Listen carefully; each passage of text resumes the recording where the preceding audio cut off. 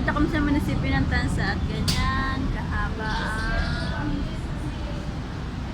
pila sa pagbabayad ng amilyar. Loob hanggang labas ang haba ng pila. Ayan po. Dahil si nanay senior, siya na ang pinapila ko para mas mabilis. Tsaka siya din ang kailangan doon. Taon-taon kailangan nilang magbayad ni nanay ng amilyar para sa tax, uwis ng kanyang bahay. Dapat noong December pa kami, kaya lang medyo kinapos sa budget, kaya ayan. Ginagawa kayo ng munisipyo na Tansa. Bago lang.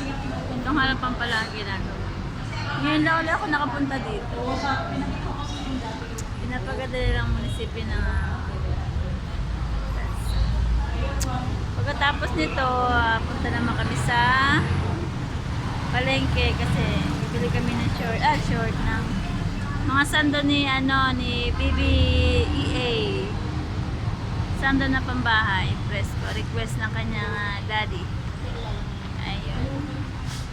See you in my next video. Thank you for watching. Bye-bye.